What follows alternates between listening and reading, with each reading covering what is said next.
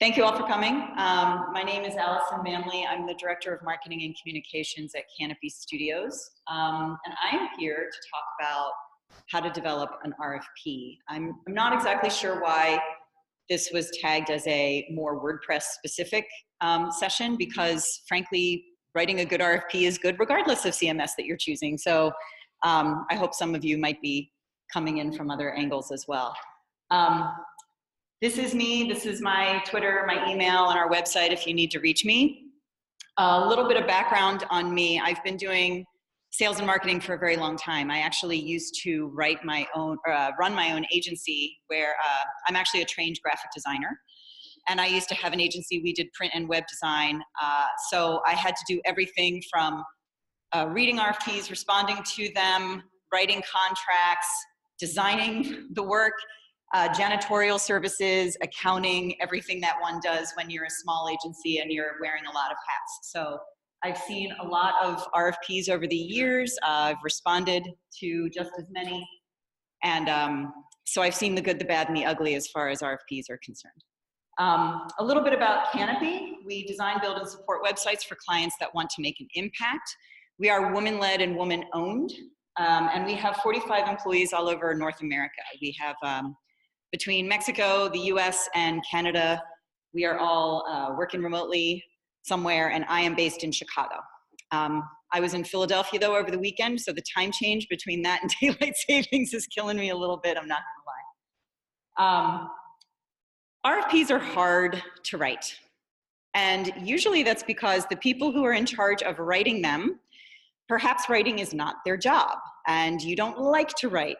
Also, this is not something that you probably do on a daily basis. You know, typically if you're redoing your website, hopefully you're only redoing it every few years. This is not something you're doing constantly. You've presumably built a website that's had some longevity and it's worked for you for a while. So when it comes down to writing an RFP, you're sort of starting from scratch all over again because the internet has changed and the parameters have changed and the needs of your users, both internal and external, have changed over time.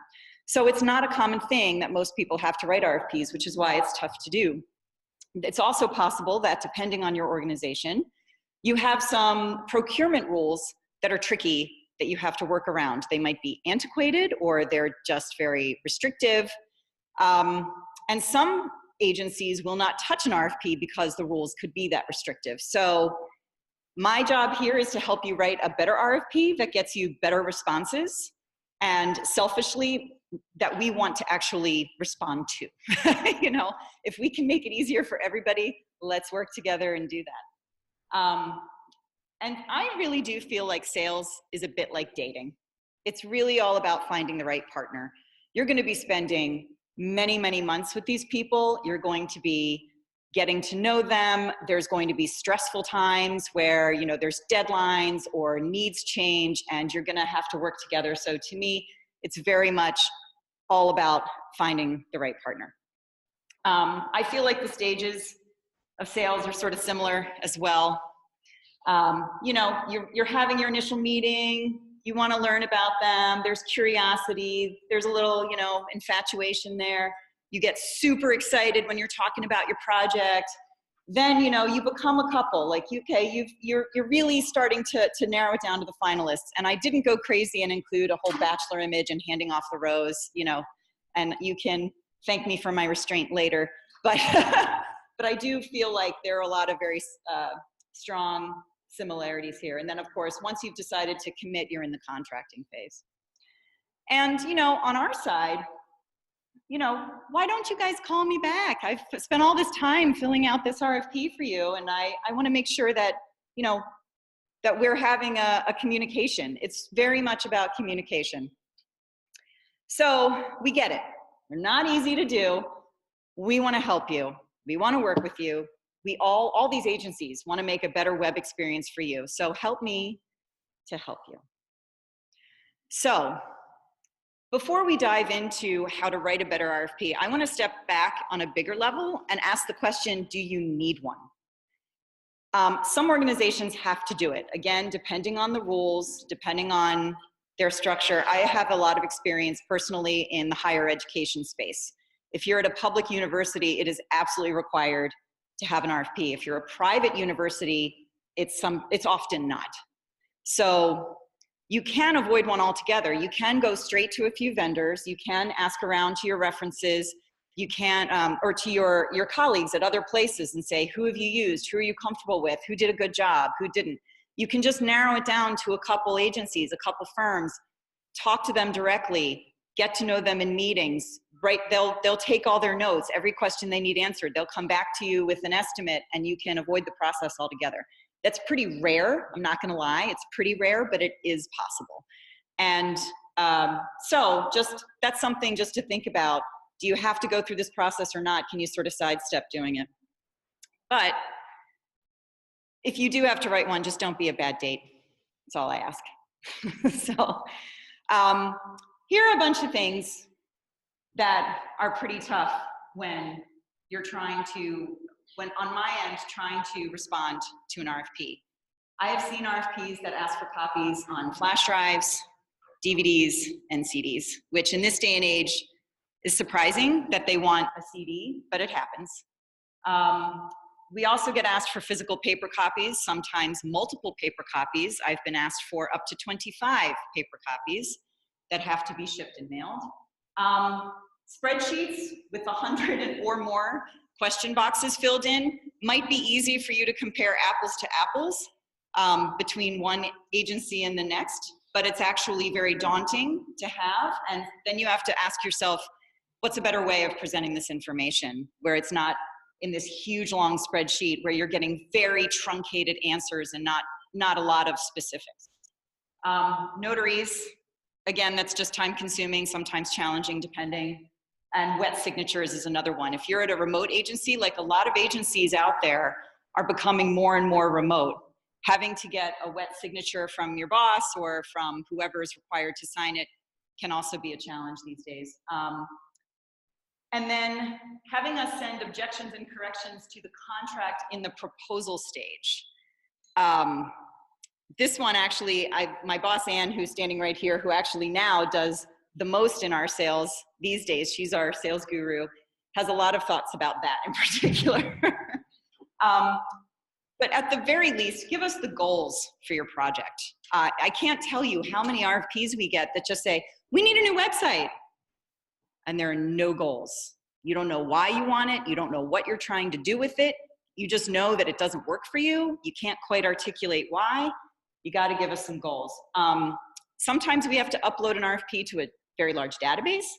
And then another one is that I've seen this more times than I can count, making an RFP that's incredibly long and it still doesn't tell me anything. And as we go through this, I'm going to show you an example of one of the worst RFPs I've ever seen. That was 27 pages long and it still said very little, and it was a nightmare, and they got nightmare responses as a result, and it didn't work out well for anybody. So some things that just don't help us. What is your definition of state of the art? I mean, that doesn't tell me anything. And I love how best is in quotes. I don't know what that means. What is my best solution? Please enlighten me. What do you mean by that? State of the art, I'll tell you a story, is that I had a friend who really wanted me to, he was an artist and he was a minimalist artist. He did glass blowing. He did very beautiful, only white. He never used color, only white vases and bowls. And he had this black and white photography that showed off his work really, really well. And he wanted a website that could just show off this incredible work of his. And that's every designer's dream, right? When they get beautiful photography to work with and you're basically just selling the artwork. That's a great gig. And he told me he wanted it to be modern and he wanted it to be fresh. And he gave me all these words. And I said, okay, modern and fresh. And I will admit, this was when I was younger and less experienced. And he kept saying cutting edge and all these things. Well, his definition of cutting edge was very, very different from mine, very different. So I gave him all these designs that I thought were really pushing things. And he was so uncomfortable with all of it, super uncomfortable. And at the end, he ended up not working with me because he's like, I don't think you understand what I want. And I said, you're right, I don't. And then that just, and again, I was much younger and And then it just made me realize, like, yeah, you know, his version of modern and cutting edge, or his is not matching my definition of modern and cutting edge. So please don't use these words. Here are my favorite words that you should never, never use. Or if you're going to use it, define what it means to you. Tell me what you mean by future forward. Because to me, that could mean something that's got a flexible framework, flexible templating, so that your content team, when they are moving ahead in the future, that they want to be able to add modules, they want to be able to do this with the site on phase 2, phase 3. That could be one definition of future forward. I can think of a couple of versions of future forward. Something that looks unlike anything else they've seen out there, something that's very different. You know, I'm sure you all could each think of a couple different versions of what that means. So this is another one. Let's not forget this term. This one definitely needs definition. Integrations. When I hear the word integrations, our site has to integrate with all these things. That could be $5,000 or $205,000, $505,000, depending on how tricky this integration is. So when you are talking about integrations, be as specific as possible what it is you're trying to integrate and why. Here's another one that I've seen. This doesn't come up very often. This has usually come up when it's something government related or a city contract, but we do occasionally see legalese like this, where we have to make sure that we don't have any business interests in Northern Ireland. You know, here's another one. Business, corporate, and slavery era insurance disclosure. This was working with a government site that was part of the original 13 colonies. And there was this language in there, and we had to prove that, yes, we did not have any investments or profits from the slavery or slaveholder era. It was pretty easily done because since the web didn't exist until 30 years ago today, actually, we can say, nope, not a problem. I don't know if you guys know that today is the anniversary of the web being 30 years old. So, is it yesterday? Oh, okay, I missed it by one day, sorry. Happy anniversary. So, this is my tale of woe of my worst date ever. 27 pages long, but the scope was only half a page. It's so short, I can show it to you on a slide. Zero information about goals and needs. So their response to that was, but you can ask us lots of questions. Okay, but we had to ask many, many, many, many, many questions. There were 6 attachments, plus addenda and execution pages that had to be signed in multiple places.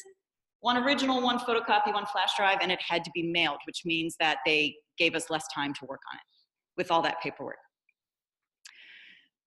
This was the scope. That was it. We need a comprehensive web strategy. Okay. Not helpful. This is what it's going to consist of. It's going to be accessible. All right. We got level 2 AA. That's good. Like, that gives us a baseline to work with there. We want some information architecture that's meaningful, relevant, and current content to identified audiences. Notice they don't tell us who the audiences are, but you know, we need a site map. We need some coordination, development, testing, and deployment of this strategy, which we don't have information on. And we need to define some metrics for what? What are you trying to do? So then there's a little bit about just how we're going to assist them on some guidelines. And then we're going to be conducting some research and interviews. This is not specific enough by a long shot. This just does not tell us much. So, however, they gave us 26 more pages on how to submit it.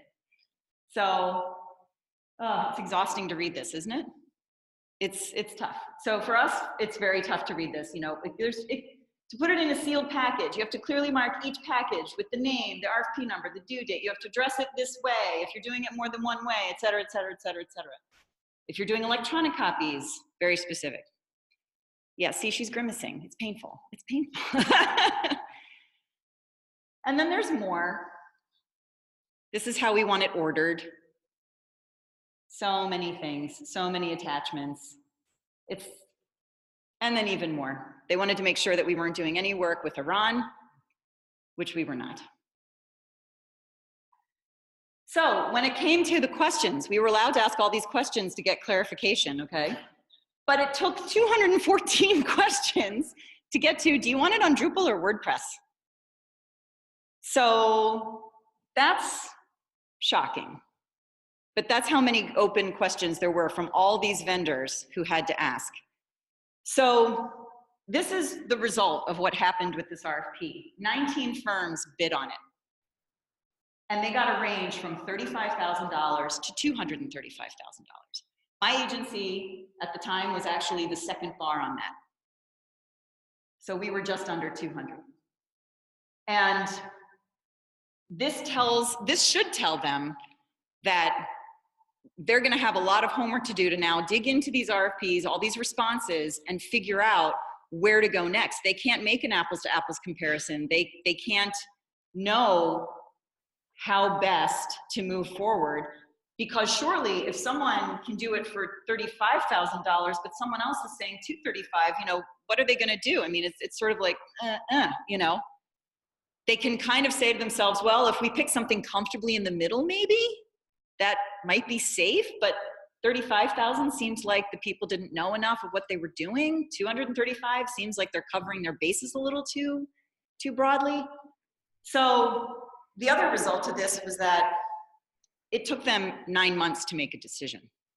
It held up their process. They had wanted to start this project within 2 months of getting responses from that RFP, and they couldn't make a decision for 9 because they had to dig into all of that, all of those responses, all 19 of them, and finally decide which was the best way to go. And if they had just been that much more specific from the beginning, they would have saved themselves a lot of grief and time and launched a whole lot quicker, almost a year earlier.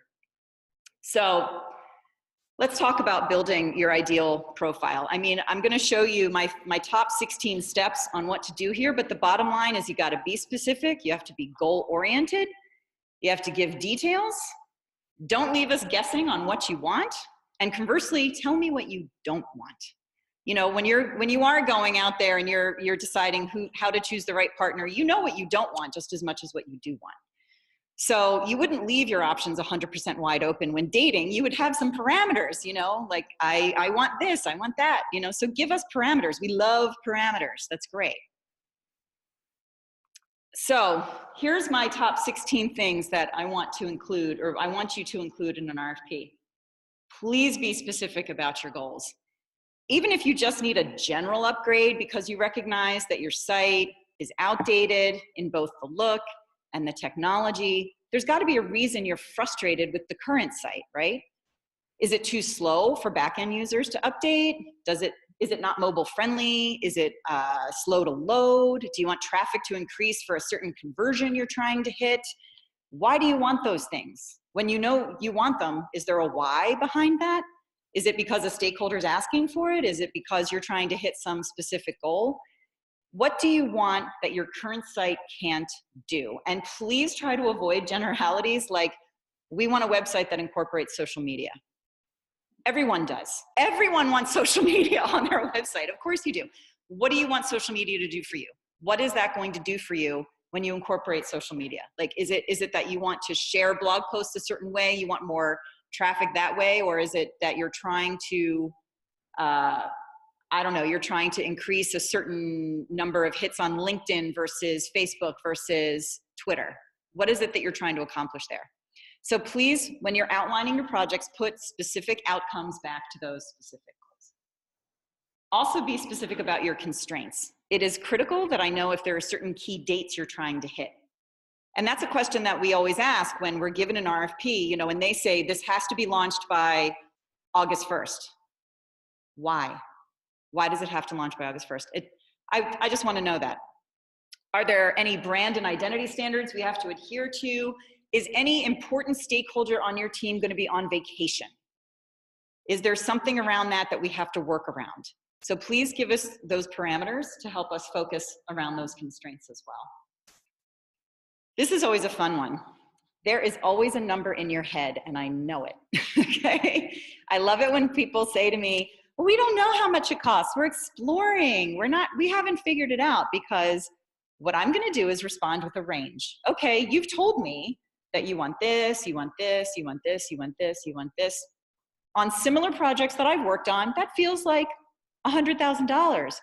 And people either say, you know, yeah, that seems about right, or they'll come back and say, oh, well, I was thinking more like $30,000, you know. So they did have a number that they were thinking about. They might not have wanted to admit it, but you know, it's very tough if you give us a general, we don't know on the budget. It's very, very hard.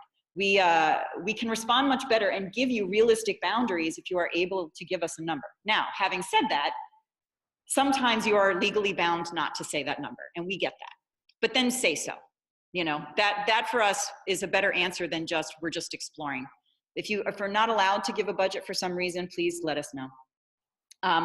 Do tell us if you want us to account for any contingency. Do you need us to pad the budget by $10,000, $5,000 just to make sure if something goes over, there's a little bit of space there? And if you can't tell us a budget, you can express it in a different way. You know, well, we expect it to take this many days with this many people. You know, there are certainly ways that you can help us out in that regard. But the bottom line is that it's very tough. If you want the bells and whistles of like the Porsche, you know, you go to the car dealership and you say, I want a Porsche and I want the sunroof and I want this and heated seats and the roll down windows. I'm not a car person, so I don't know all the bells and whistles of a brand new car, but I know that a Porsche costs way more than a Kia. So if you have the budget for a Kia, please don't tell me you want all the bells and whistles of a Porsche and then act shocked when I give you a Porsche size number. That's all. So please do give us a number. Also outline any exclusions. Tell us what we are not bidding on. This comes up a lot, specifically when you have multiple URLs. Because some organizations, they might have a separate foundation site, they might have a separate anniversary site. You know, there's lots of different URLs you may have purchased that wrap around your organization. Be very specific about what URLs are not included so that we don't account for those in the budget, and then you get a budget that's for 5 URLs when you're only trying to work on just 1. Also tell us who's in charge of content creation and who's in charge of hosting. So again, in my previous days when I was less experienced, I worked on a job where the agency that I was with was doing the development of a website that was being designed by a different firm. The client very much wanted this design firm, and then they wanted a separate agency for development. And they weren't specific about who was handling the content strategy. So the design firm excluded it, and we excluded it, and nobody caught it. So the design firm designed all these layouts, homepage, this page, about us, et cetera, and we came in after they'd spent all their budget already. And we came in and we looked at the wireframes and we said, so where does this go to? Like, you've created this block here that talks about this. When you click on that, what happens? We don't know. And we said, well, does the design agency know? Like, what did they design that for? And they came back and you know, they said, well, we just wanted it there. And we said, well, it has to do something. Like, you know, just, so long story short, the agency designed a lot of pages, but because they weren't handling the content strategy and we assumed that they were accounting for that, we had to come back and say no. We were, one of my colleagues tells me he is the master of no. We had to come in and say, nope, you can't have that. Nope, you can't have that. And then everyone looked bad. The design agency looked bad, the development agency looked bad, and the client was unhappy because it was missed. So things like that, you have to make sure you're very clear about what's included and what's not included. And again, back to the integrations. Please don't just say integrate with LDAP, something along those lines. Please give us the why. We want you to integrate with this. This is what we're hoping will happen at the end when it's integrated. The more specific about integrations, the better, because integrations is really where things can get expensive. And make a list, even if you think it's not important. If something integrates, it's as simple as MailChimp. You know, we use MailChimp for our email newsletter service. Let us know that. Make sure, you know, if you have an e-commerce module that's critical to your goals, if you're trying to put leads into Salesforce, whatever it is, outline it for us. Also, let us know your internal resources by role, by skill, and if they're interested in working with us and how closely. We have had some clients who really want to integrate their team very closely with us, work side by side. I've had one set of clients fly out to work on wireframes with us. And then I've had other clients say, you know what, our team is stretched to the hilt. We don't have time. We want to hand you a pile of money and have you guys do it so we can concentrate on these other things. Do let us know who we're going to be working with by role, by skill, and if they want to integrate with us. We're happy to talk through that. Outline the status of your content. We gave a talk earlier this morning about auditing your site, and auditing your content is something really key. How much content do you have that's old, that needs to be archived? Have you done any other market research in advance around any of that content? How is it going to get migrated? And if you're going to migrate it, you should probably go through and audit it first to make sure you're not migrating content that's out of date. And also let us know if you have an asset library. Do you have a library of photos, illustrations, videos, etc., or is that going to be created during the course of this project? And then, of course, tell me who's creating it. Now, send it to the right people. Please no more than 5. It's going to make your life so much easier if you're only looking at 5 responses. Ask for referrals around your colleagues. You know, there are a lot of really great agencies that have a ton of experience in the nonprofit space. You are, of course, more than welcome to work with agencies who don't work with nonprofits because they have related experience.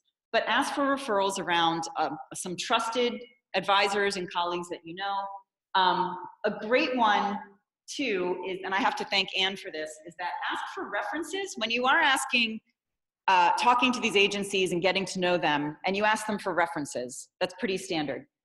Ask for references around specifically some concerns that you have with your project moving forward. Like, what's the one thing that keeps you up at night about this project? You know, there's got to be something that you're going, oh, if this project goes poorly because of X, like that's what's going to keep me up at night.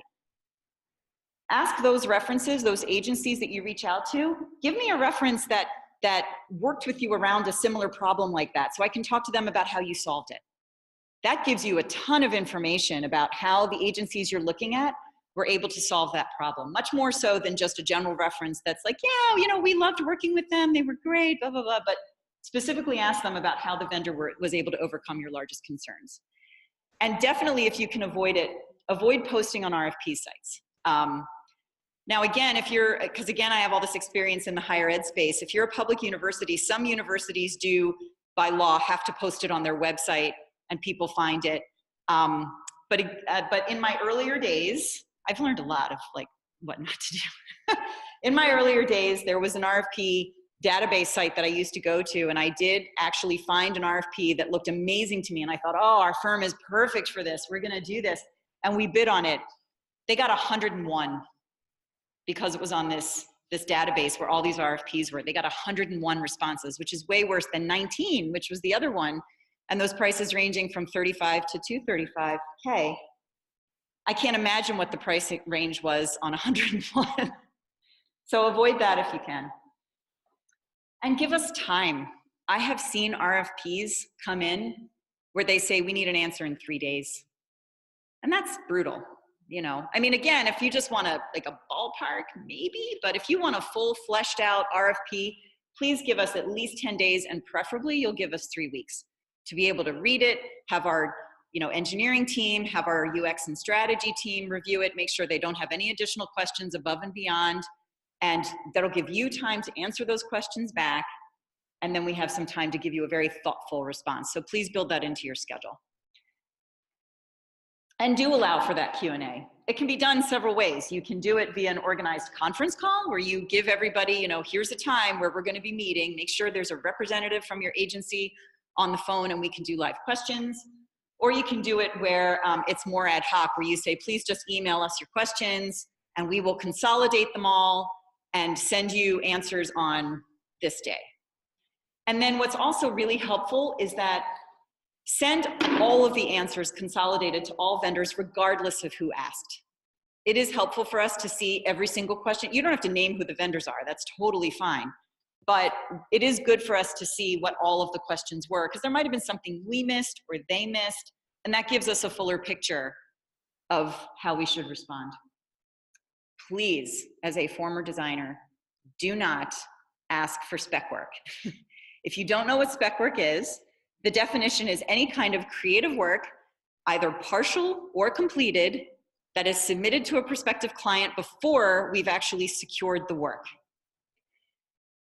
Now, asking for examples of solutions as part of the RFP process means that we're not being paid for our ideas, but more importantly, that any quick solution we might come up with before doing that proper in-depth research about your organization's needs, the needs behind your audiences, how we can best solve things, are gonna just strictly be ill-informed and incomplete, and it's very much a more throw spaghetti at the wall approach, see what sticks, and then you're judging us mostly on something that hasn't been properly researched, not to mention asking us to do a whole lot of legwork without getting paid.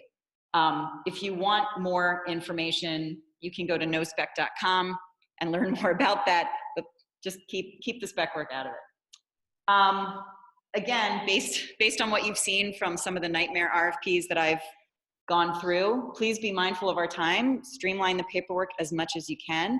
Having way too many formatting requirements in your RFP, whether it's like specific page numbering or addendums, is a real turnoff. And if an agency is very busy, you know, there are a lot of agencies are very busy answering RFPs and just doing the work, they might discount your proposal altogether. And it might not have anything to do with the quality of your organization or your mission or what you're trying to do. But if you just give them too many hoops to jump through, they may turn it down.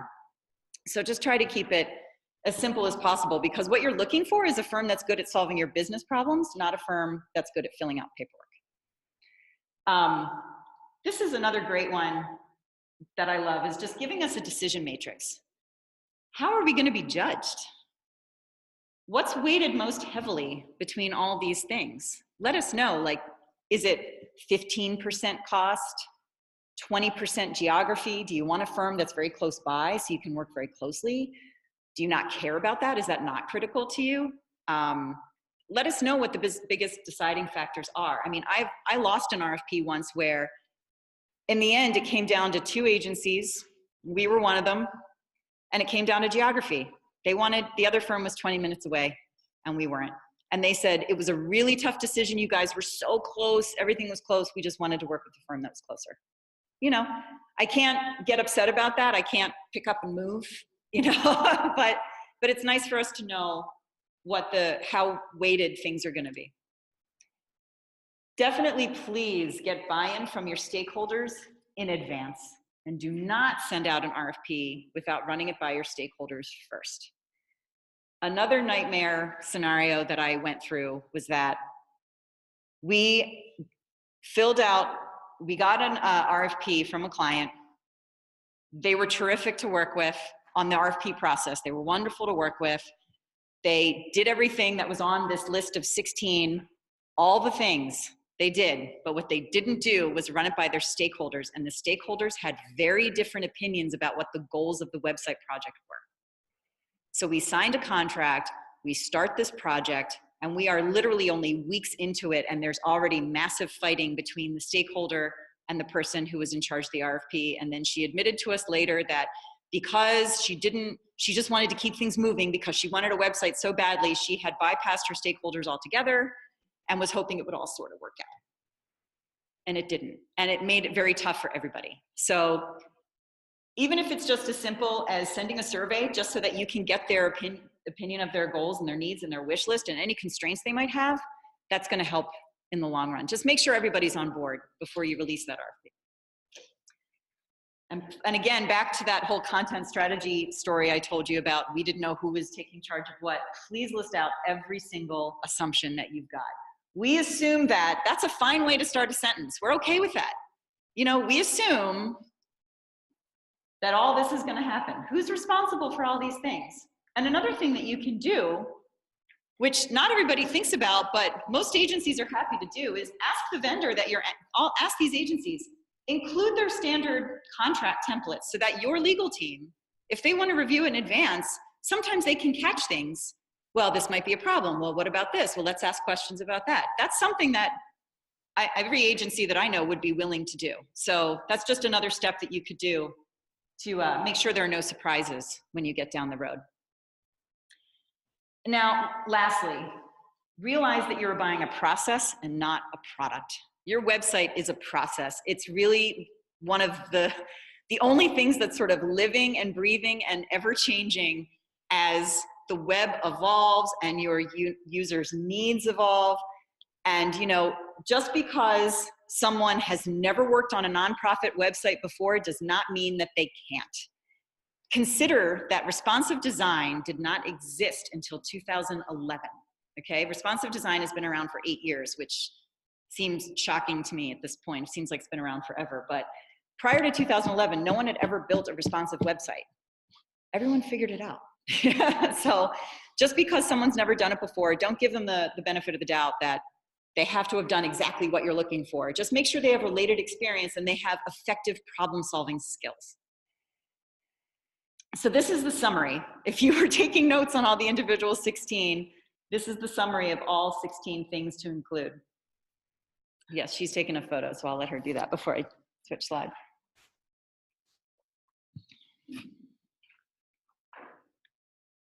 Everyone got it? Okay, oh, one more, sorry. Great. Believe it or not, even with all that, you can keep this short. You can keep it to 3 to 5 pages and tell us everything that's on that list. I know that seems crazy, but it can be done. If you need a sample of a good RFP, I have one actually that I could email to you later. The client's name is redacted. I've gotten permission from them in the past to share it, but let me know because I can just show you an example of what a good RFP looks like that we thought was good. Now, when all the RFPs are done and you've now got all of your responses and you're evaluating them, I just ask you not to ghost us, please. Please give us feedback. What could we have done better? Was it price? Was it geography maybe? Or were our examples not specific enough? We want to be better. We want to help you be better. And so if your feedback can help us elevate our future responses, then it's helpful for everybody in the long run and everybody can do better work. So please, when you tell us, when you turn us down and you say you're not the chosen one, and we say, well, could you tell us why? Please tell us why. That would be really helpful.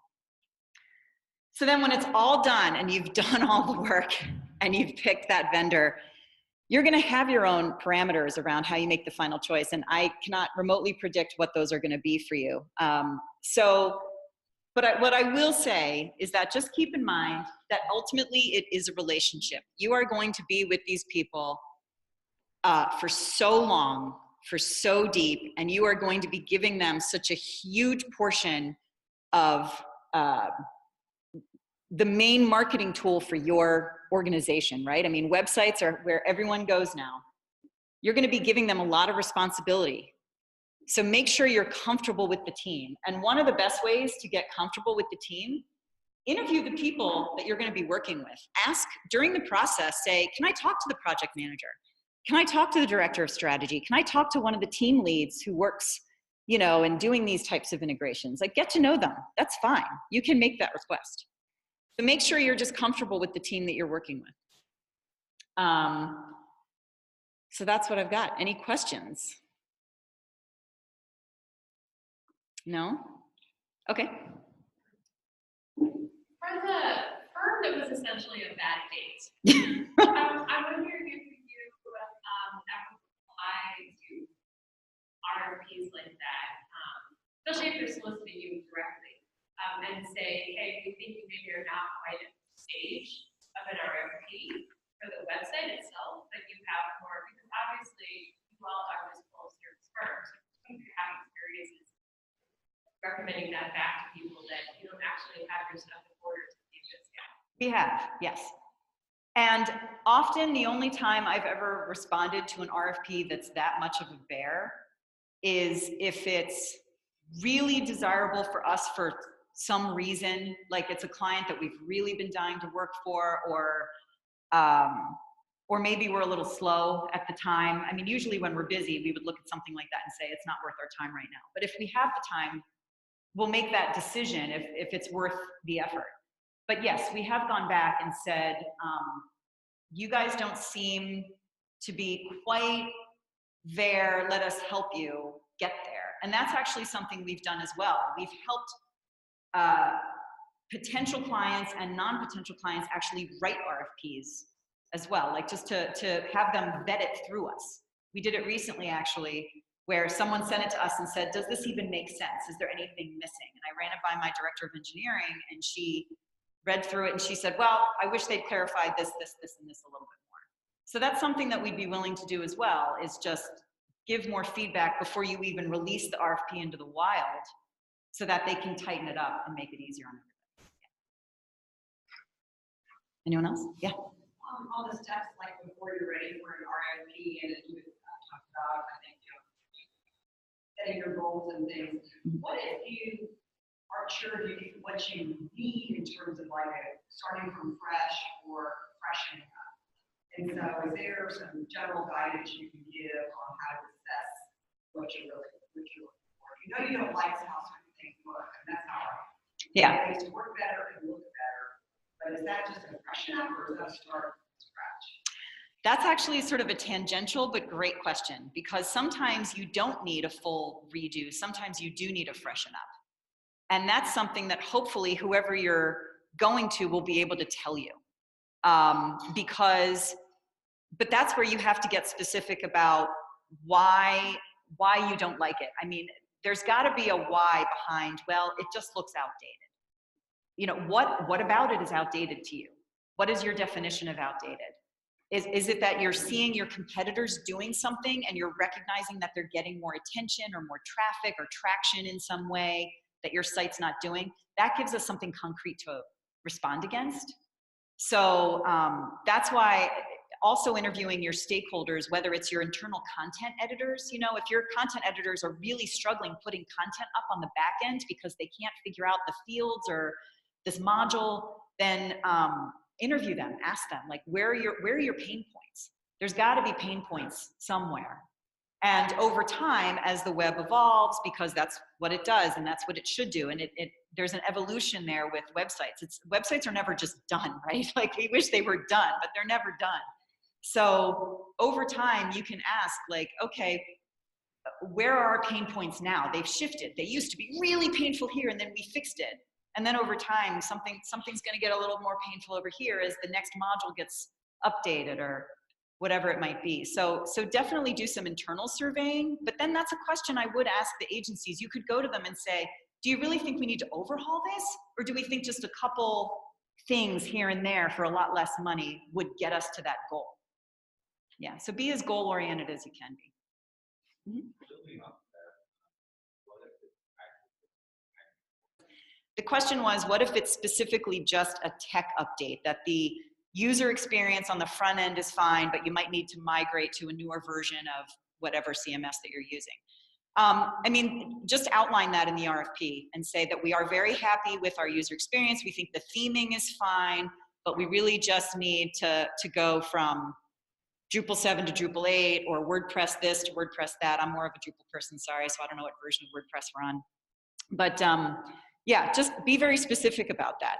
And then what the agency should do in response is say, well, okay, we understand that you don't want any updates on your theme, but if you make this upgrade from this version to that version, it would affect the theme in this way. Like, make sure that they understand, or they give you specifics about how the theme could be affected by that more technical work.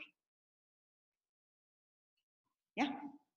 What do you do if you see RFP is the whole thing? Well, we certainly would. We would let them know if we think there's a better solution.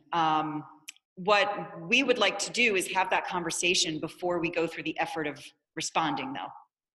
If we catch that before, you know, I don't want to have my team spend a week writing an RFP, submit it that way and say, well, here's what you asked for, but we really think you should do it more like this.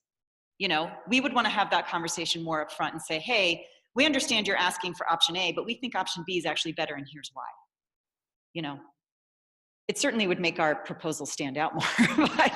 But yeah, if we can recognize a better solution, we always want to offer the better solution. Yeah. Well, along those lines, if normally you're really clear about the goals and lines that might be. It's not less appealing at all. The question was, is it less appealing to the agency if they are looking for advice on how to move forward? Does it seem too wishy-washy? To me, it seems honest. You know, you are looking for advice, you're looking for help, and you're looking for help from those people who have done this before for several types of sizes and organizations' needs. We are happy to guide you through that. But that's where, again, we would want to have many, many conversations up front to help you narrow in what your goals are and what those options are before we actually build the response around that. But no, I wouldn't have a problem. I wouldn't discount a proposal because it seemed like you were on the fence about how to proceed. If anything, we want to help you proceed in the right way. Any other questions? Yeah.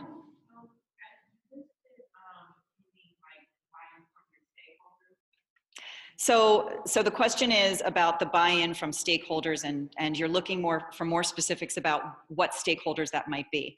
That's a tough question for me to answer because I feel like it's individual to each organization, but I would think the board is definitely one group of stakeholders that might be pretty vocal about how they want the direction of the website to go. But I think more critically would be anyone who's touching the website from a content perspective. Any of your editors, get feedback from them about how they use the site. And it doesn't hurt also to get feedback from your biggest users. You know, do you have any audiences that come to your site repeatedly? And what do they think about it? You know, how do they use it? What do they wish they could do? You know, is it as simple as, you know, we wish you just had a search bar up here because I'm having trouble finding this and I can't find it. You know, what pages are they getting stuck?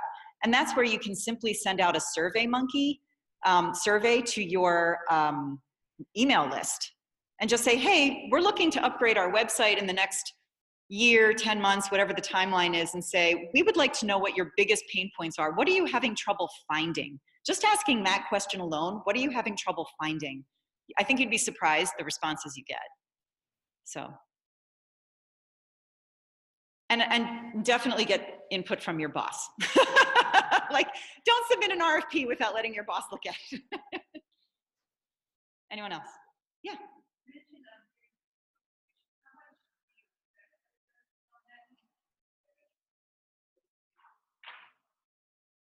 A lot. If I want to work with you, I'm going to do a ton of research. Yeah.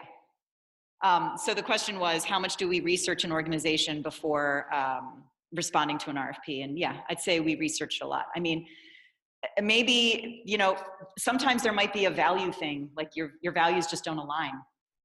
You know, we want to know that. So, any other questions?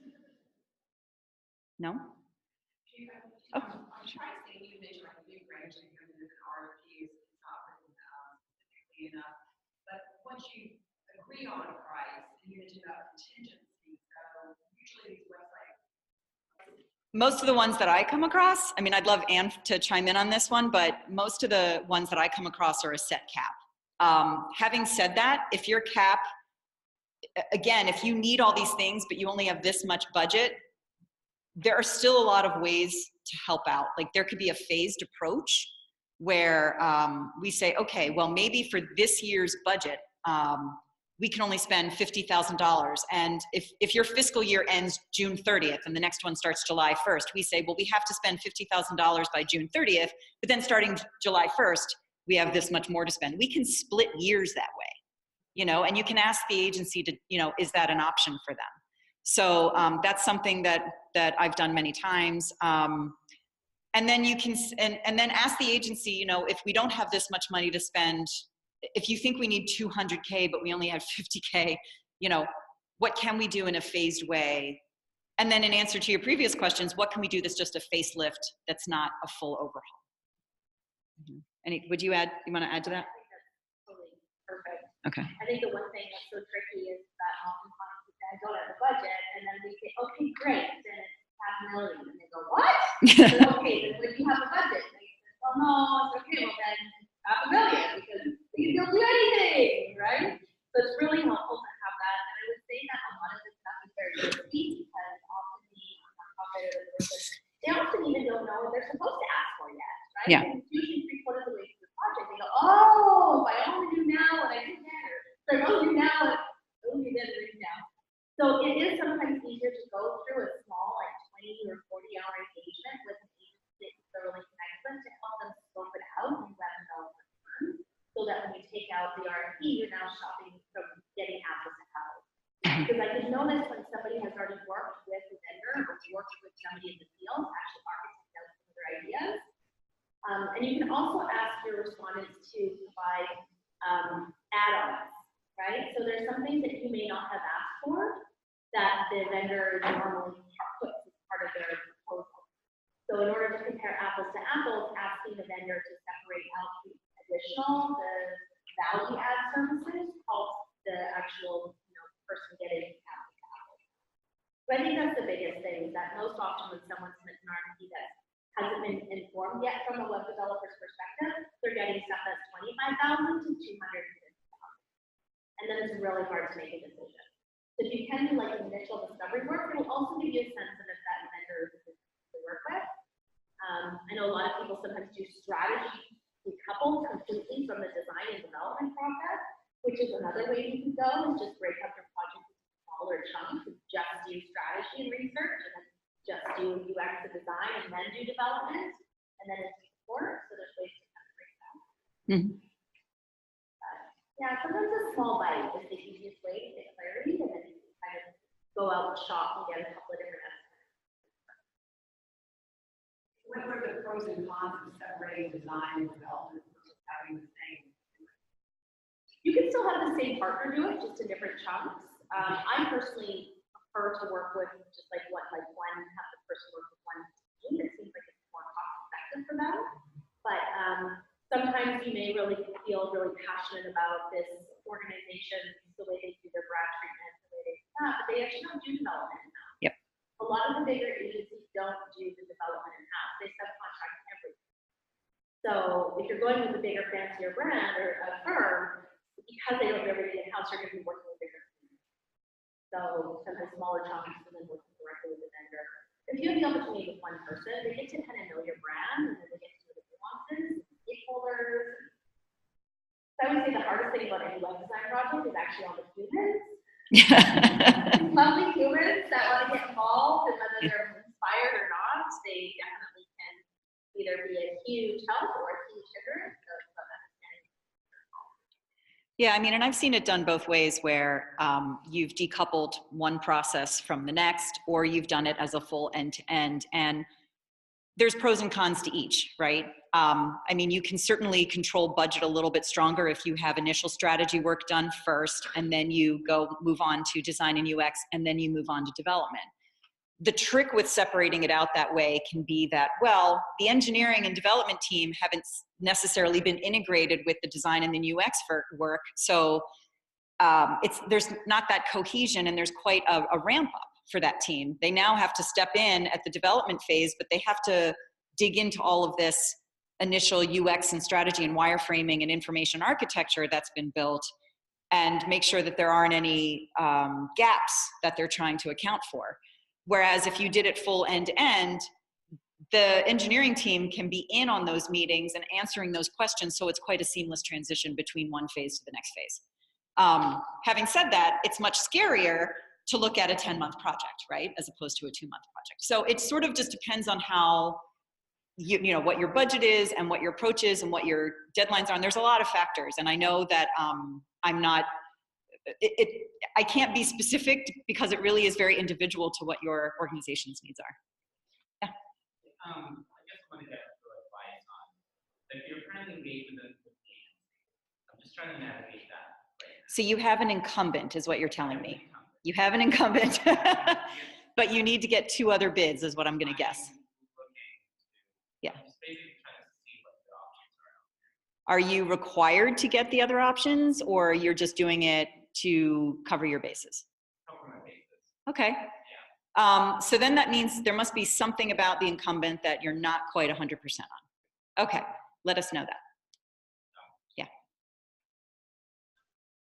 People are nervous as like an agency. If they're a popular agency and you throw a crazy RFP at them, they just won't. They don't care. Yeah. So if you actually want to work with an agency, it's like skillful. I've had people come and interview us, and they interview 15 agencies, and then they pick their top 3 to send their RFP to.